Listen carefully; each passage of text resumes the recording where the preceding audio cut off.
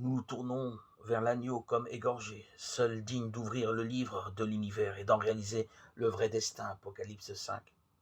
Job ne voyait pas, ne comprenait pas, mais il était conscient que l'homme ne peut libérer l'homme, et dans sa désespérance, il en appelait à son Goël, au vengeur de son sang.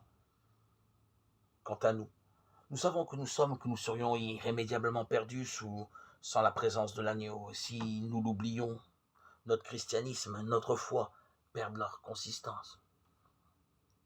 Le détraquement qui pèse sur l'humanité depuis Adam s'est concrétisé dans le sang répandu d'Abel, cette source qui a grossi ensuite à travers tout l'Ancien Testament comme un fleuve accompagné d'exil et de larmes.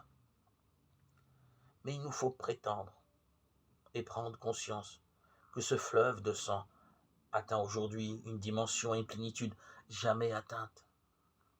Toutes les techniques sont appelées à la rescousse. La brutalité, la torture, le viol sont de tous les temps, mais jamais la torture, par exemple, n'a connu les techniques, les subtilités actuelles.